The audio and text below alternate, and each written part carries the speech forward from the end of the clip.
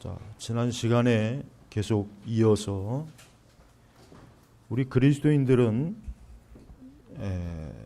항상 이 세상에 대해서 그러니까 자기가 살아가는 그 세상이 어떠한 세상인지를 잘 알고 있어야 됩니다. 예수님께서도 시대 표적에 대해서 말씀하셨어요. 그러니까 예수님께서도 당신이 사는 그 시대, 또 우리 신자들이 살아가는 그 시대가 어떠한 시대인지를 잘 알아야 된다는 그런 말씀이에요. 오늘 바로 1절에도 뭐라 그랬습니까?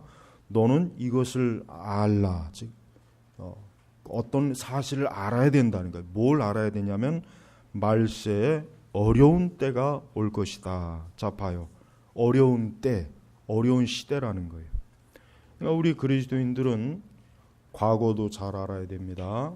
현재도 잘 알고 있어야 돼요. 이걸 모르는 게 경건한 게 아니에요. 어떤 사람들은 자기는 하나님을 숨기니까 오직 그냥 하나님만 알면 된다. 근데 그것은 성경적이지 못한 것입니다. 우리는 성경을 통해서 시대와 때를 알아야 돼요. 성경을 통해서 시대와 때를 알지 못하면은 우리 그리스도인들은 마귀에게 이용당하고 세상에게 조롱거리가 되고 우리 자신도 길을 잃어버리고 모든 상황이 사실은 참 악화돼요. 특별히 우리 이렇게 대한민국에 살고 있는, 우리 한국에 살고 있는 그리스도인들은 특별히 어느 시대 또 지금 현 상황에서 어떠한 나라보다 정말 우리 그리스도인들은 더욱 이 때가 어떻게 어려운 때인지를 잘 알아야 돼요. 그렇지 않고 그냥 나는 천국에 갈 사람이니까 이 나라가 어떻든 세상이 어떻든 사회가 어떻든 나하고 뭔 상관이냐.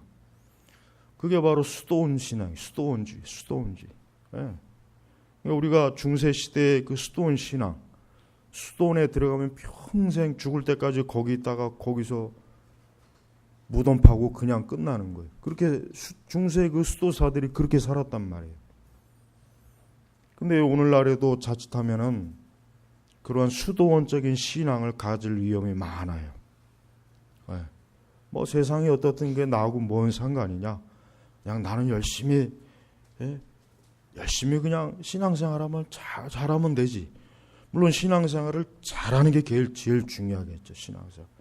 신앙생활을 개떡같이 하고 엉터리로 하고 제대로 못하면서 세상에 대해서는 아주 그냥 아주 훤히 아는 거. 그게 그렇게 또 그것도 잘하는 게 아니죠. 그렇죠. 이게 뭘 잘하는 거겠습니까? 그러나 올바른 신앙은 자기가 사는 그 시대 때가 어떠한 때인지를 좀 알고 그러면서 하나님 앞에 신앙생활을 하는 것이에요.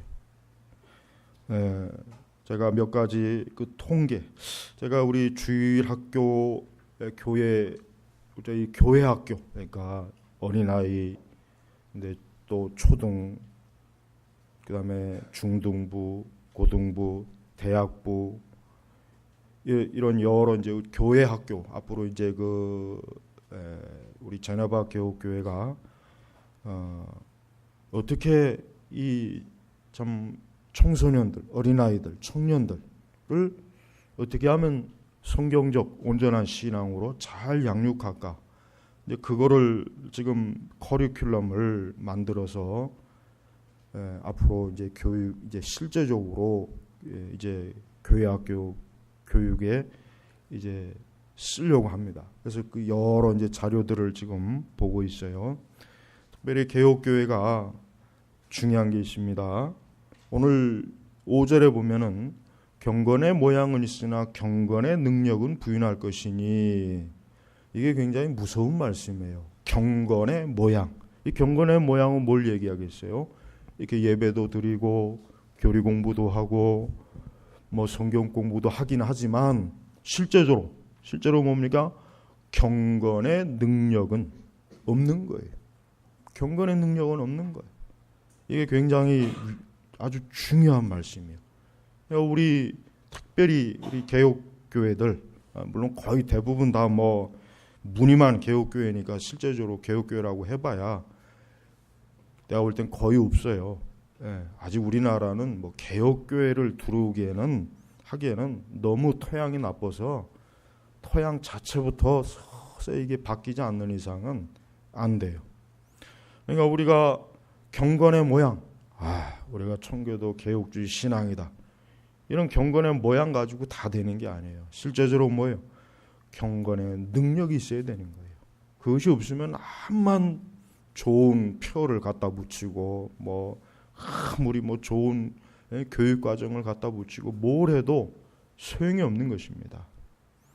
특별히 우리나라 사람들, 우리 한국에서 신앙생활하는 우리 그리스도인들은 지금 우리가 살고 있는 이 사회와 이 국가가 도대체 어떤 상황인지를, 즉 어떤 어려운 때인지를 잘 알아야 돼요. 그걸 알고서 우리가 신앙생활을 해야지. 그래서 뭐 그게 우리하고 뭔 상관입니까? 우리는 천국 갈 사람들인데. 그게 잘못된 경건지, 그게 큰 오류란 말이에요. 사실 교회가 그렇게 해왔어요.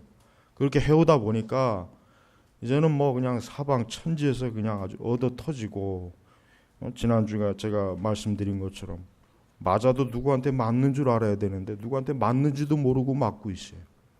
참 안타까운 거예요.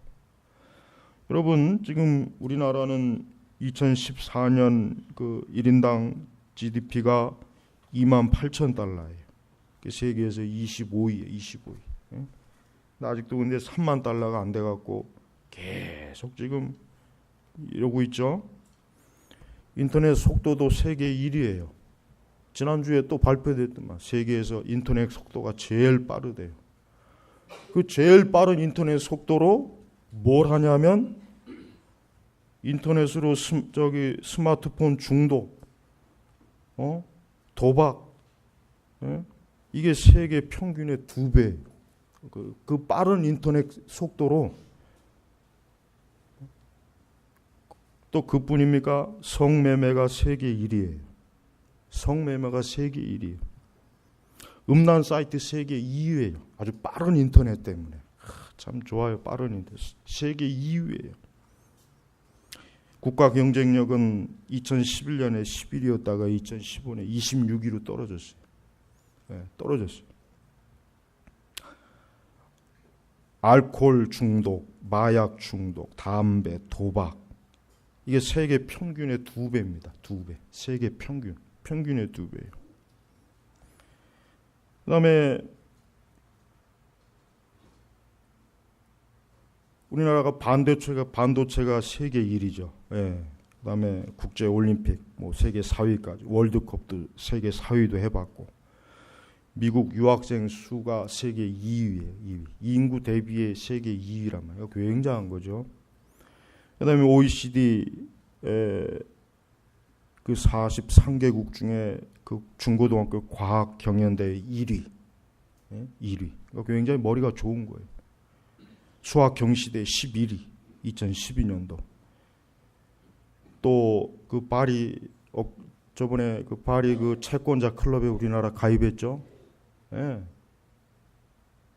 유일무이하게 정말 그 중진국에서 가입한 나라가 우리나라예요. 대단한 거죠. 채권자. 이제 그러니까 더 이상 이제 채무자가 아니라 채권자.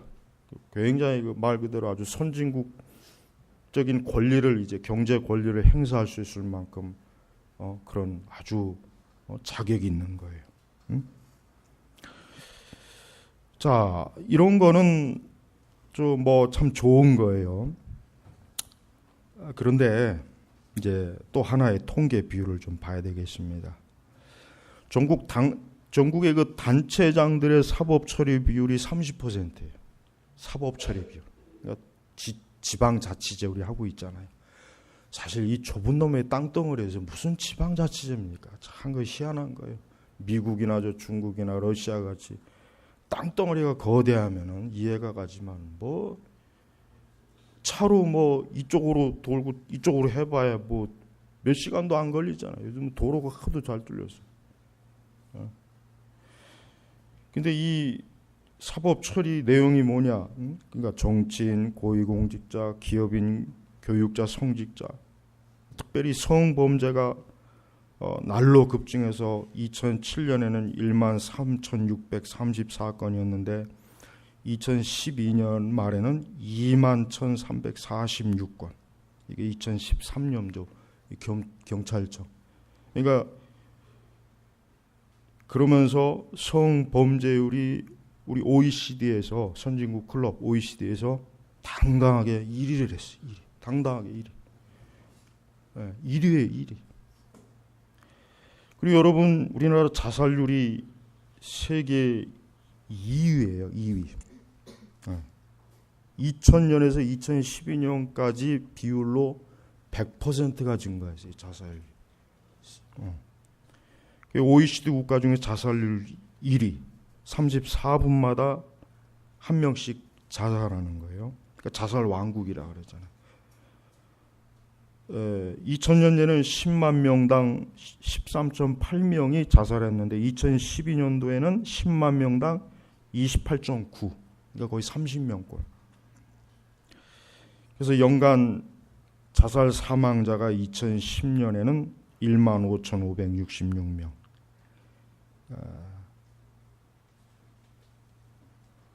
그 다음에 1년에 200만 명이 임신하는데 낙태는 150만 명이에요. 200만 명이 임신하는데 낙태가 150만 명. 150만 명. 그 다음에 이혼은 1993년에는 5만 8천 건에서 2010년에는 11만 6,900건. 이게 지금 미국 다음이에요. 미국 다음 이혼율. 이게 지금 우리가 살고 있는 우리나라의 현실이에요. 근데 한 가지 놀라운 거 알려줄게요. 세계 선교 2위예요.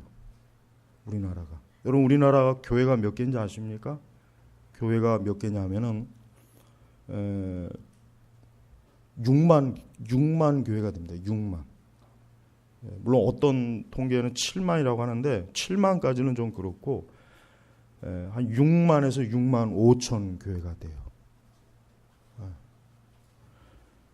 여러분 지금 우리가 살고 있는 이 우리 한국, 우리나라, 여러분 이게 굉장히 심각해요.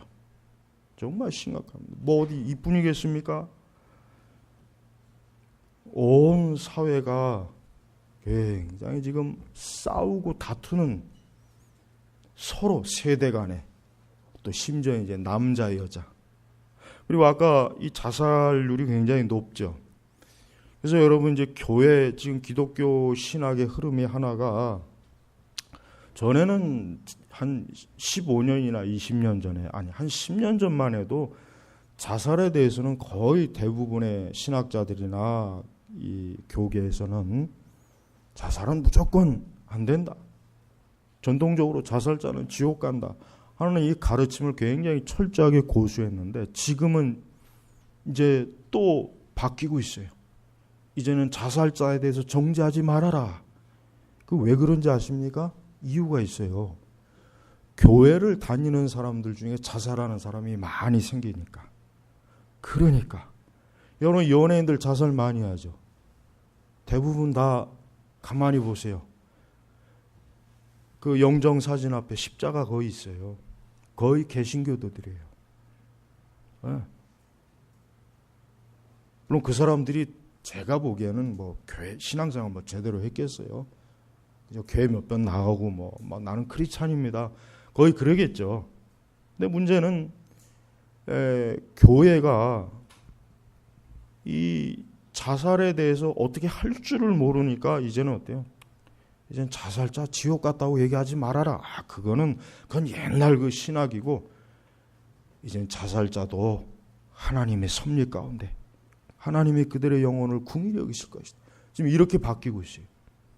동성애도 10여 년 전에는 일체 동성애는 아주 단호하게 이건 아니다, 죄다 이렇게 했지만 지금은 또 어때요?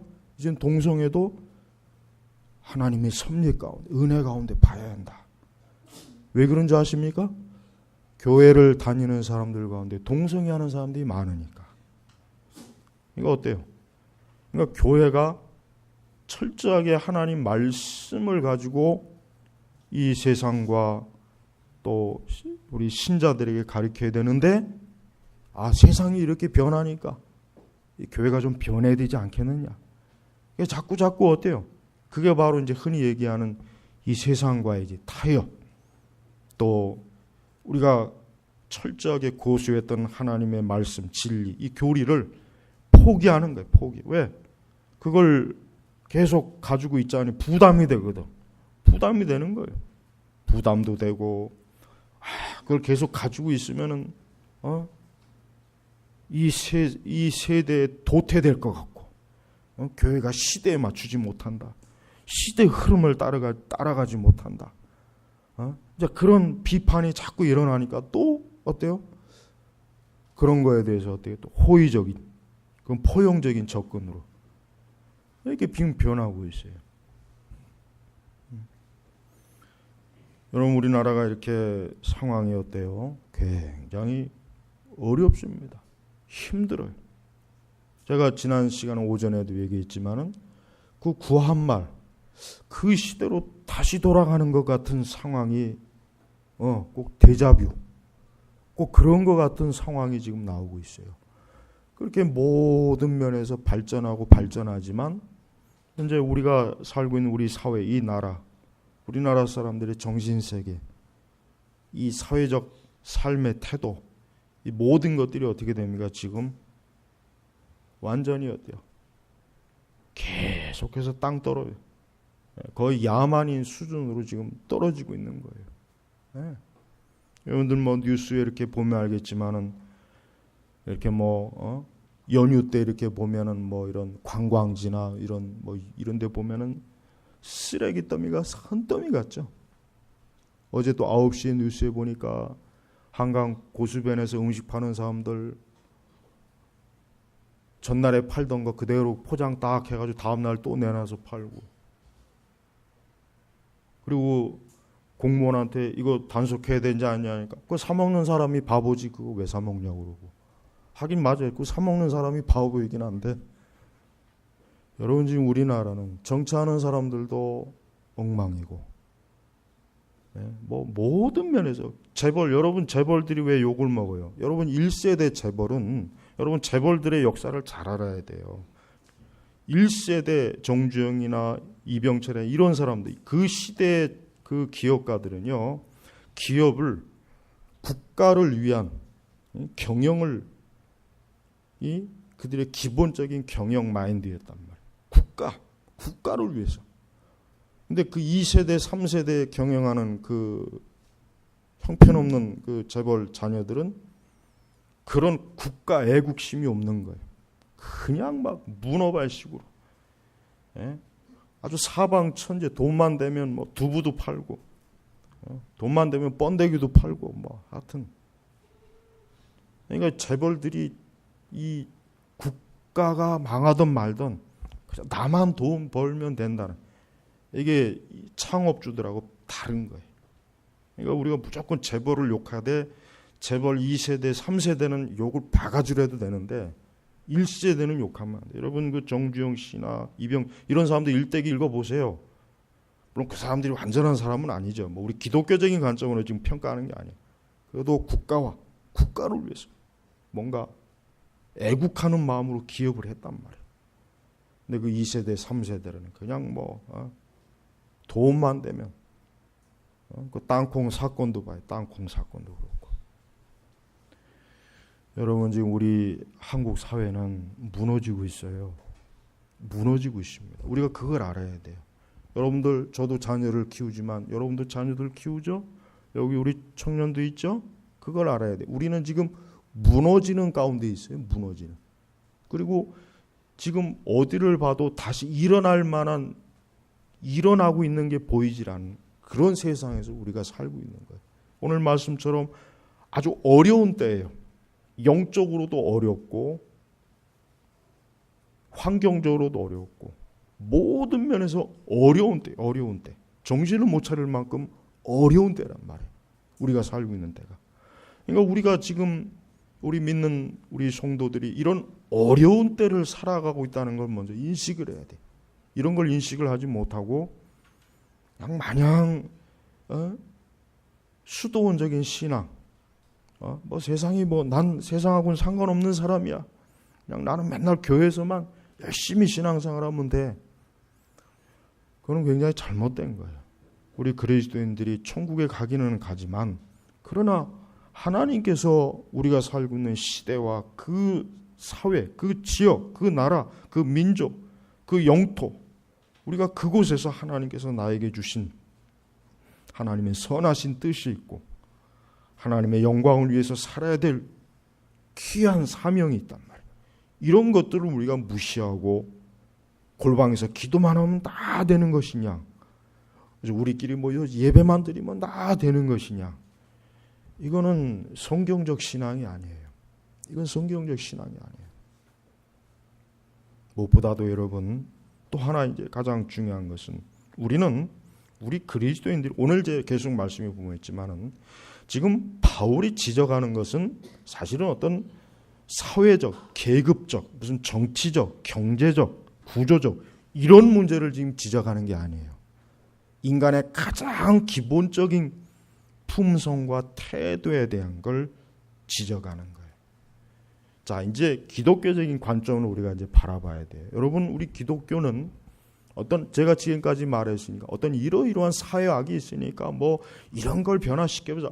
물론 근데 그거는 차후의 문제고 가장 먼저 인간의 본질이 뭐냐, 그게 문제야. 지금 바울이 지금 얘기한 게 뭐예요? 사람들이 그러면서 쭉 나열을 하잖아요. 사람들이 개나 돼지들이가 아니고 기업들이 뭐 국회가 국가가 이게 아니라 뭐요? 2절 첫 번째 사람들이 결국 뭡니까? 사람의 문제란 말이에요. 기독교는 어떤 종교입니까? 기독교는 이 사람을 근본적으로 뒤집어 엎는 종교예요. 기독교는. 다른 종교는 사람을 근본적으로 뒤집어 엎지 못해요. 기독교는 제일 먼저 그 죄와 사망에서 건지는 거예요. 그 죄로 인해서 인간이 받아야 될 형벌과 저주에서 건지는 거예요. 누구를 건지는 거예요? 사람을 건지는 거예요. 사람을. 그리고 그 건진 사람을 어떻게 합니까? 온전한 사람으로 변화시키는 거예요. 즉 예수 그리스도를 믿어요. 이제는 예수 그리스도를 믿음으로 그가 하나님의 자녀가 되었어요. 거기서 멈추는 게 아니죠. 이제는 하나님의 자녀가 되었기 때문에 우리는 하나님의 자녀로서 온전하게 어떻게 돼요? 영적인 개혁이 일어나는 거예요. 개혁. 저는 우리나라 모든 우리 5천만 명 모두가 예수님을 믿으면 하나의 가정이죠. 그러지는 않겠지만 만약에 우리나라 인구의 한 80%만 정말 철저하게 예수님을 믿는다면 아까 얘기한 것처럼 자살, 온갖 이런 나쁜 것에 1, 2등을 다투는 이런 현상들이 일어나겠습니까? 안 일어나죠. 여러분, 국회의원들이 다 정말 예수님을 믿고 하나님을 경외한다고 생각해 보세요. 저런 추태를 부리겠습니까? 아마 그렇지 않을 거예요. 경제를 이끌어가는 이 세계 지도자들이 하나님을 경외하는 사람이라면 이렇게 약육 강식으로 그냥 자기들만 배부르려고 할까요? 안 그럴 겁니다. 모든 영역에서 그래요. 학교 선생님들이 경건하게 하나님을 경외한다면 학교에서 아이들을 얼마나 바르게 잘 가르치지 않겠어요? 같은 지식이라도 올바로? 바로 그거예요. 지금 사람들이. 근데 바울 사도는 지금 하나님께서 주신 이 계시가 뭡니까? 말세 어려운 때가 올 것이다. 사실 예수님 승천 이후는 그때부터 말세예요, 신학적으로. 그러니까 이 말세 어려운 때가 오는데 바울이 지금 하나님께서 지금 지적하는 건 뭐냐면 뭐 말세 어려운 때가 오니까 경제가 무너질 것이다. 사람 뭐 기업이 잘못될 것이다. 이걸 얘기한 게 아니라 사람들이. 여러분 저는 사람의 가장 기본적인 거는 저는 태도가 굉장히 중요하다고 생각해요. 태도. 이 태도는 굉장히 중요한 거예요. 태도가 좀 건방지고 불량스러운 거는 그거는 잘못된 인간이에요. 저는 그렇게 생각해요. 태도가 불량스럽고 잘못된 건 아주 그건 버릇이 없는 거예요. 그건. 여러분 저도 우리 아이들을 가르치면 저는 우리 아이들이 잘못하면 그 즉시 아이들을 불러다가 이러면 안 돼, 이래야 돼, 꼭 얘기를 해요. 어릴 때부터 그렇게 해야 돼요. 꼭 불러다가 얘기해요. 좀 그렇게 해요. 왜? 그렇게 해야 된다고 저는 그게 올바른 부모의 역할이에요. 그렇게 안 하면 안 되는 거예요. 근데 대부분의 요즘 부모들은 학원 가서 공부 잘하고 학교 가서 성적 얼마나 잘 받아오고 얼마나 좋은 대학 가고 얼마나 좋은 기업에 들어가고 얼마나 결혼을 잘하고 이것만 하죠.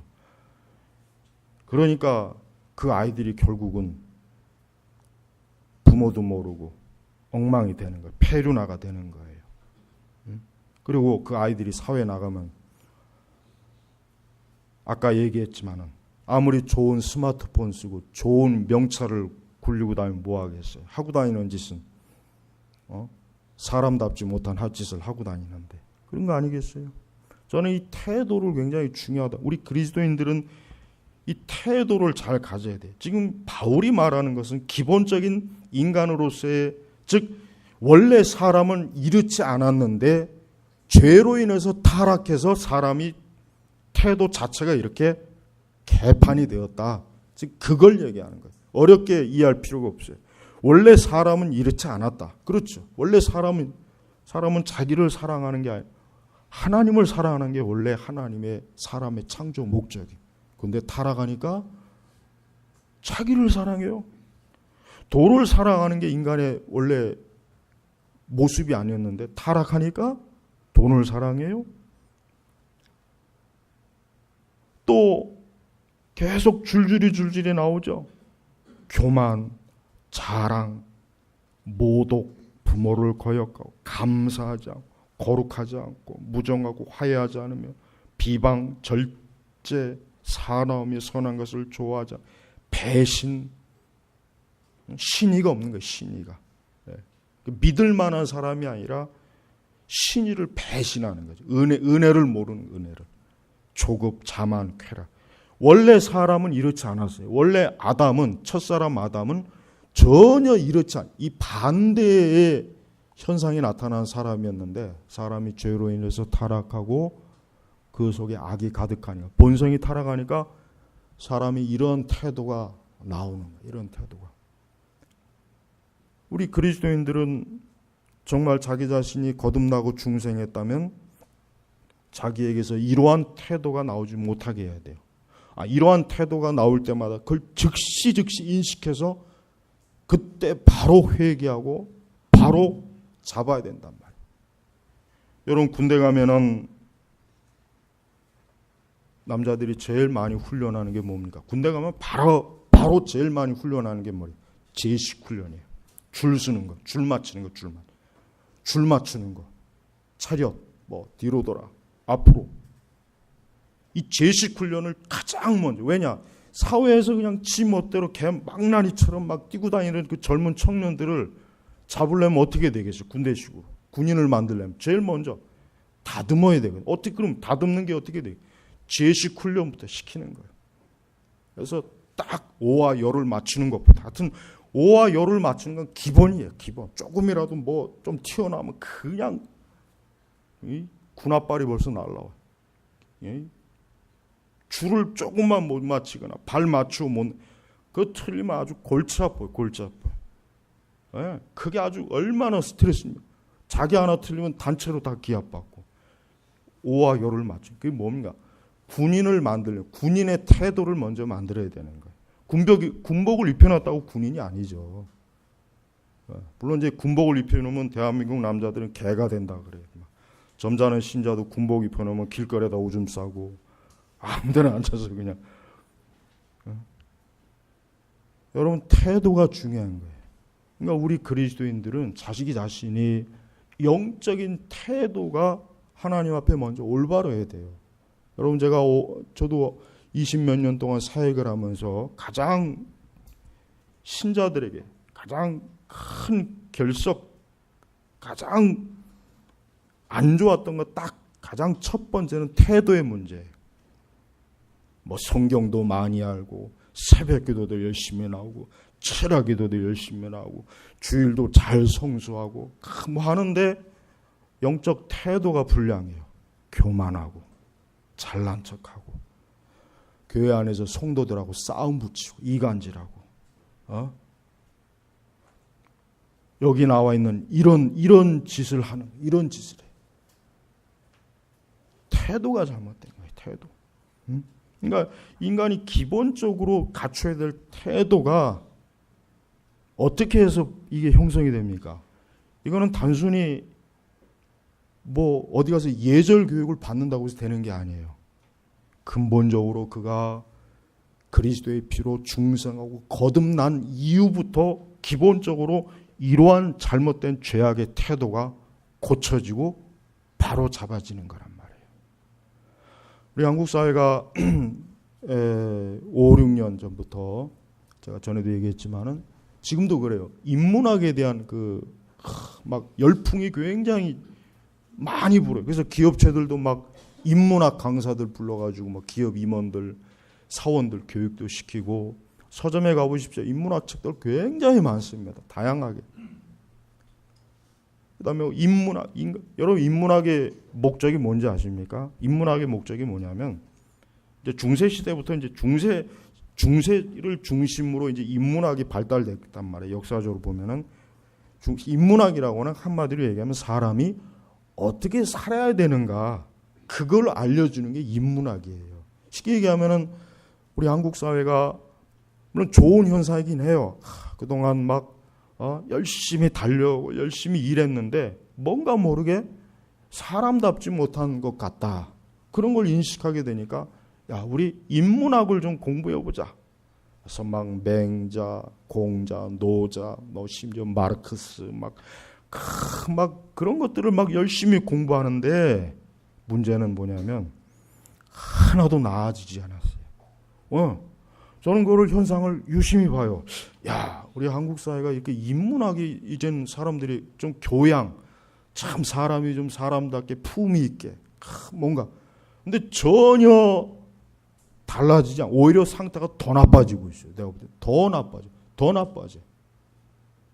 방송이나 언론들 보면은 이 국민들을 무슨 바보 병신으로 아는지 뻔히 아는 걸 왜곡하고 선동하고 방송하고 정치하는 애들은 여전히 국민들을 그냥 흑살이 껍데기로 알고 있고 똥으로 알고 있고 인문학이 그렇게 발달해서 뭔가 좀 변화가 돼야 되는데 전혀 변화가 안 돼요. 그러니까 인문학에 속으면 안 돼요. 교회에서조차도 무슨 인문학에 막 빠져갖고 무슨 온갖 인문학 책을 자꾸 성도들한테 읽히고 그러더라고요.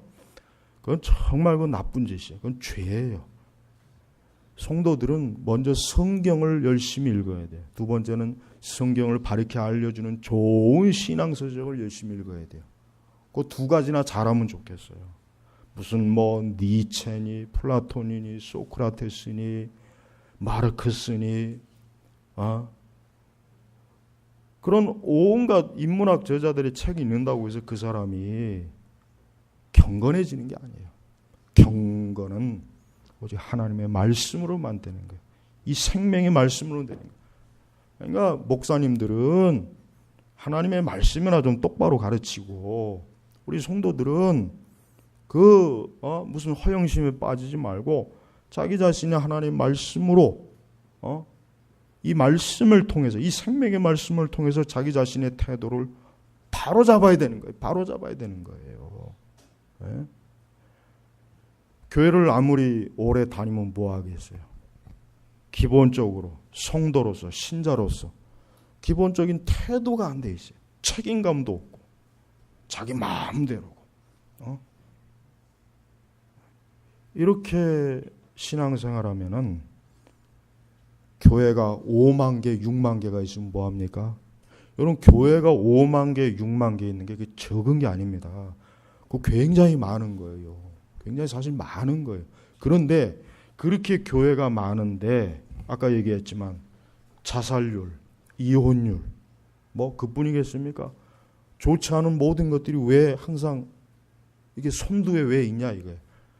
물론 그게 다 기독교인들의 책임은 아니죠. 물론 그렇죠. 그건 그래요. 그게 다 기독교인들의 책임이라고 할 수 없는 거예요.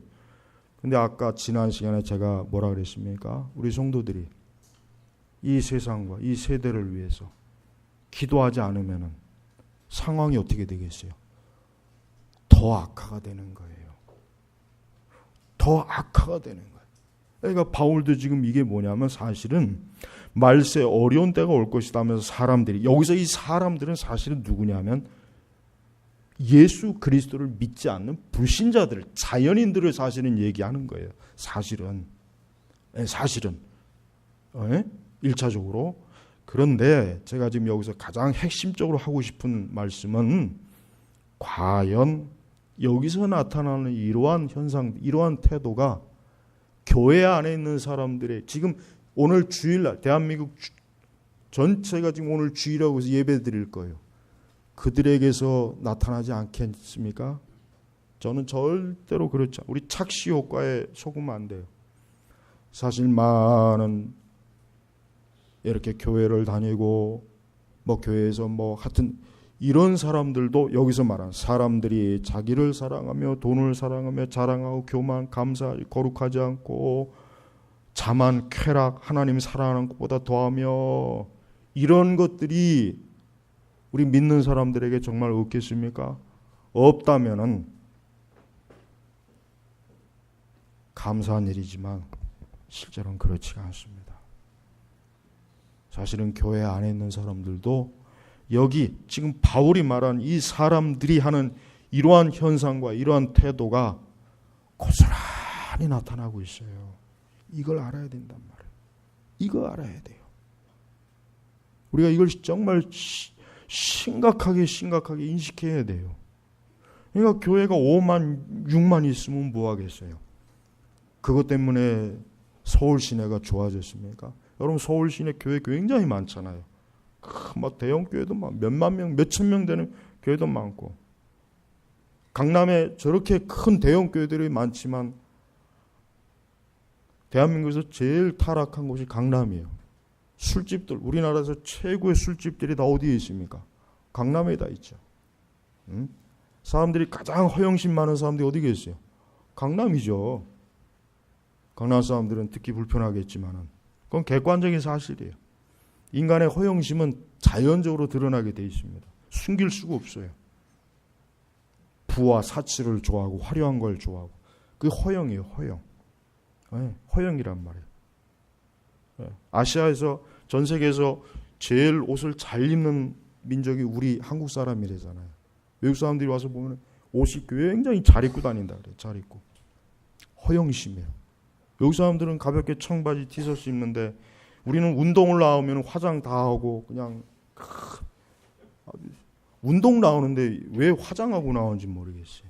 그 옷, 운동복도 엄청나게 비싼 거 막 몇십만 원짜리 착용하고. 허영심. 그러니까 우리나라 사람들은 근본적으로 허영심이 많아요. 허영심. 남과 북이 갈라져 있는 주제에 지금 우리나라 하는 거 보시죠. 나는 북한보다 더 비정상적인 국가가 우리나라예요. 여러분, 북한보다 더 비정상적인 국가 우리나라입니다. 우리나라. 그거 알아야 돼요. 주제 파악을 못하고 있어요. 남의 나라와 군대가 와서 60년 이상 지켜주는데 그 자존심 안 상해요? 정치하는 놈들이 그거 보면 자존심을 좀 상해야죠. 빨리 우리가 자주국방을 이루고 우리 스스로 우리나라를 지키고 중국이고 일본이고 누군가에 우리한테 함부로 하지 못하게 자존심을 지키고 이런 게 있어야 되는데 맨날 서로 싸우고 이런 이것은 그러니까 외국에서 볼 때는 주변의 강대국 우리나라 볼 때는 개예요, 개. 여러분 우리 그리스도인들은 이러한 사항을 인식해야 돼요. 여러분 우리 성도들은 이 말세 어려운 때예요. 근데 많은 사람들이 이렇게 죄악된 모습들이 가득 참 넘쳐나요. 경건의 모양은 있지만 경건의 능력은 없어요. 말은 많이 해요. 배우기도 해요. 열심히 뭘 해요. 근데 실제로 경건의 능력은 없는 거예요. 여러분 우리 그리스도인들은 굉장히 중요한 책임을 지고 있어요. 제가 지난주 수요일 날 무슨 설교했습니까? 이 세상의 중심은 교회입니다. 역사의 중심은 교회예요. 교회. 여러분 그걸 알아야 돼요. 교회를 굉장히 우습게 여기는 사람들이 많아요. 누가? 그리스도인들이. 정작 그리스도인들이 교회를 제일 우습게 여겨요. 교회를. 여러분 교회가 얼마나 중요한지 아십니까? 교회는 이 세상에서 가장 중요합니다. 성경을 읽으십시오. 하나님께서는 교회를 중심으로 모든 역사를 일으키잖아요. 구약 성경에서도 신약을 다 보십시오. 마지막 계시록을 보시란 말이에요. 이 세상의 마지막 종말도 교회를 중심으로 해서 종말이 이루어지는 거예요. 저 백악관을 통해서 북경을 통해서 저 일본을 통해서 이루어지는 게 아니라 교회를 통해서 세상의 종말이 이루어지는 것이란 말이에요. 그러니까 여러분 우리 신자 한 사람 한 사람이 얼마나 하나님의 사람으로서 구원받은 사람으로서 그리스도의 피로 그 죄를 씻은 사람으로서 하나님을 경외하는 사람으로서 우리는 엄청난 책임감을 가지고 우리가 사는 세대에 살아야 돼요. 그냥 우리 선조들, 우리 신자들마저도 정신줄 놓고 그냥 되는 대로 살지. 그냥 뭐 우리 사회가 우리 세대가 이러니까 우리도 뭐 그렇게 흘러가지 뭐. 그것은 하나님 앞에서 합당한 게 아니란 말이에요. 우리 성도들은 더욱 어때요? 하나님 앞에서 어떻게 됩니까? 온전한 사람이 돼야 돼요. 온전한 사람. 온전한 사람이 못 되면은 그 사람은 하나님 앞에서 부끄러운 거예요. 수치스러운 거예요. 어리석은 거예요. 응? 그래서 여러분 우리 성도들은 우리 자신이 사람으로서 인간으로서 어떻게 살아야 하는지에 대한 것들을 진지하게 하나님 앞에 생각하는 거예요. 자, 이제 예수님 믿고 구원받았습니다. 이제 성도가 되었어요. 신자가 되었어요. 이제 교인이 되었어요. 그럼 어떻게 됩니까? 이제 내가 하나님의 사람으로서 어떻게 살아야 될 것인가? 이거를 정말 아주 이것을 신중하고 진지하게 생각해야 돼요. 이겁니다. 이거예요. 이게 우리 신자들이, 우리 성도들이, 우리 그리스도인들이 가져야 될 최고의 첫 번째, 항상 우리의 중심 주제예요. 대화의 주제가 되어야 되고 생각에 여기에 머물러야 돼요. 그렇지 않고 우리가 그냥 그저 단순히 표면적으로 뭐 나는 이제 신앙생활하고 교회 다녀. 거기서 멈추면 어떻게 되겠습니까? 오늘 말씀에 나온 이러한 잘못된, 이러한 죄악의 태도들, 이러한 모습들이 여전히 우리에게 있으면서 우리가 어때요? 거룩한 하나님의 교회를 들락달락하고 있는 것이란 말이에요. 우리 성도 여러분, 오늘 말씀은 여러분 굉장히 무서운 말씀이에요. 뭔 얘기냐면 하나님께서 사람을 이러한 죄악들을 하나님께서 어떻게 해요? 눈여겨보신다는 거예요. 판사가 법정에서 어떤 죄인을 법정 앞에 나온 이 사람, 당신이 이러한 죄를 지었습니까? 당신이 이러한 죄를 지었기 때문에 당신은 법에 의해서 이렇게 처벌합니다. 자, 하나님께서 사람을 판단하실 때 바로 이러한 죄악들이 그대로 가지고 있다면 그 사람은 하나님의 법정에서 형벌을 받는 거라면 형벌을. 예. 우리 그리스도인들은 그러한 형벌과 저주에서 벗어났어요. 우리 스스로의 능력과 재주로 벗어난 게 아니라 하나님의 능력과 은혜로 우리가 벗어난 거예요. 그렇다면 어떻게 됩니까? 우리는 이와 같은 죄들이 우리에게 나타나지 않도록 해야 돼요.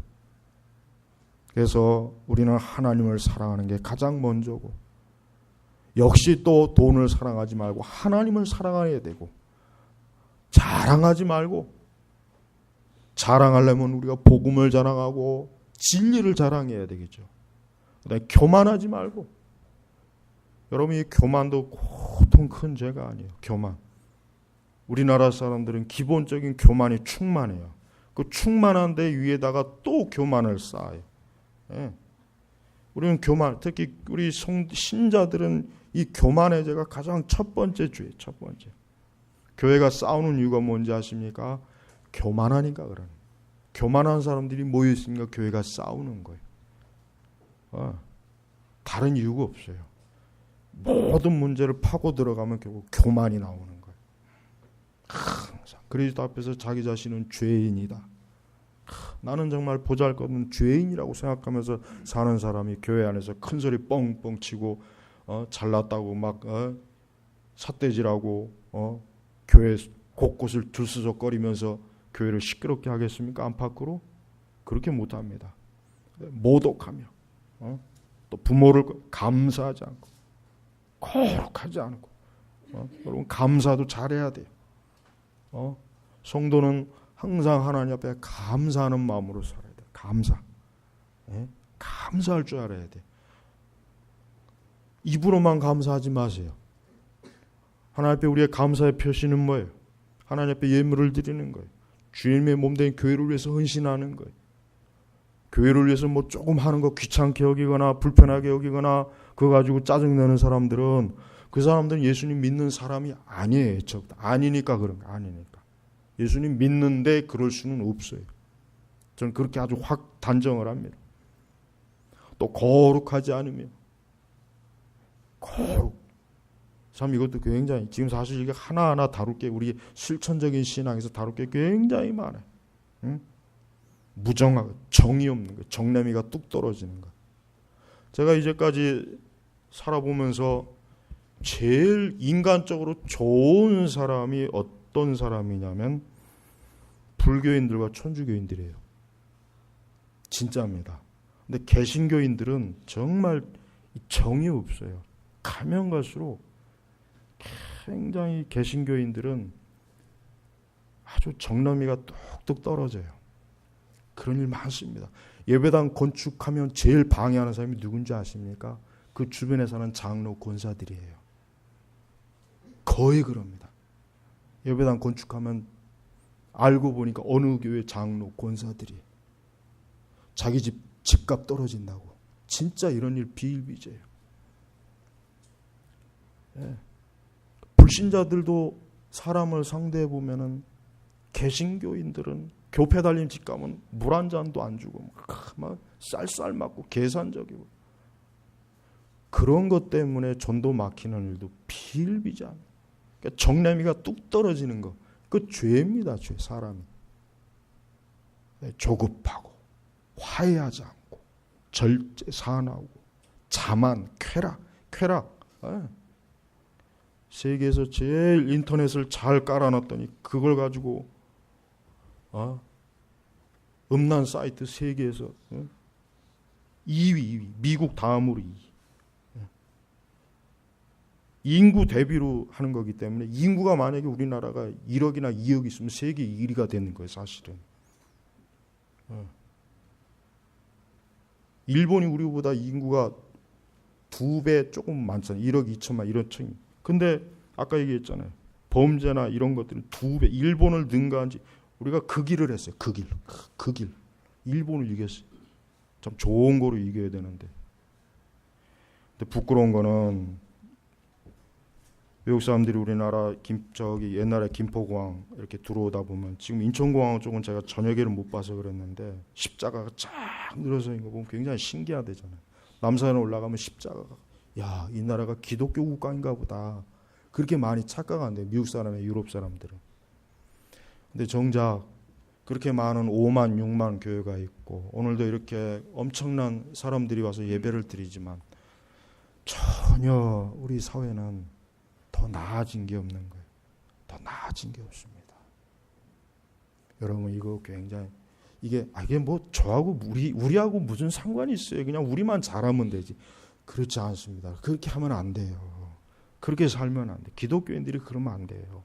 그거 굉장히 이기적인 거예요.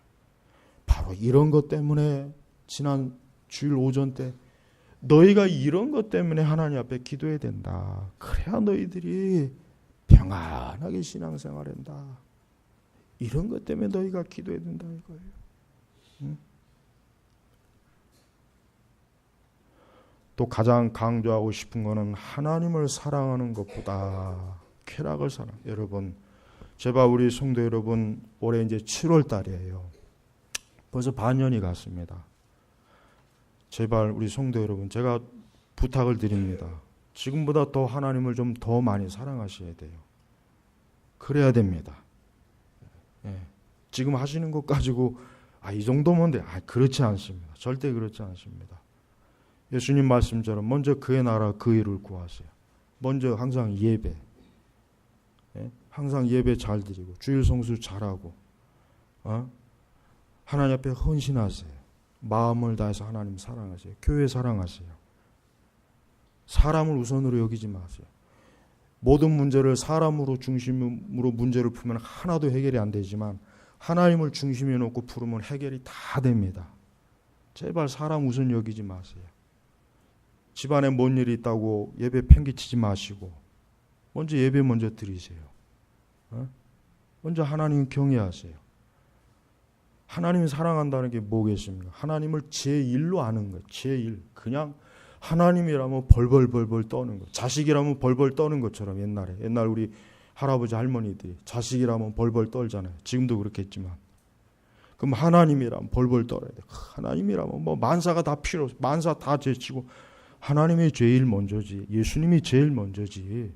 교회가 제일 먼저지. 주님이 일이 제일 먼저지.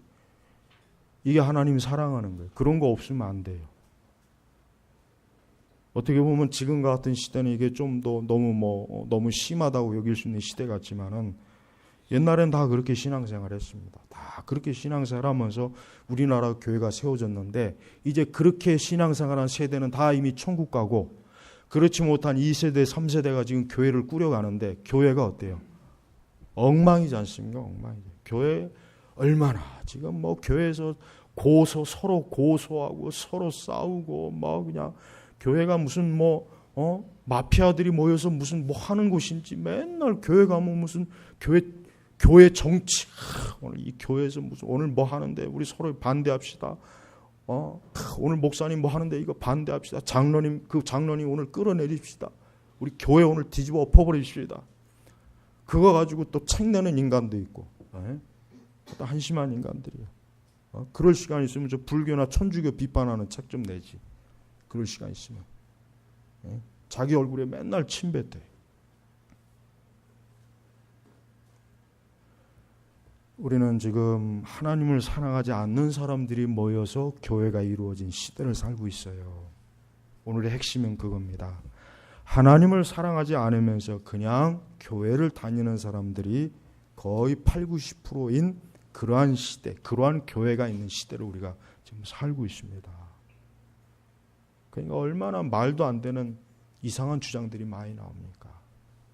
여러분, 남은 올해 6개월이에요. 제발 하나님을 많이 사랑하세요.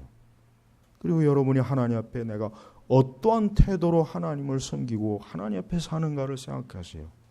우리 주님이 여기 계십니다. 우리 예수님이 여기 계십니다. 나는 어떠한 태도로 예수님을 섬기고 있는지 진지하게 오늘 말씀을 여러분 잘 한번 마음에 새기시기를 주의 이름으로 축복합니다. 기도하겠습니다. 하나님 아버지 감사합니다.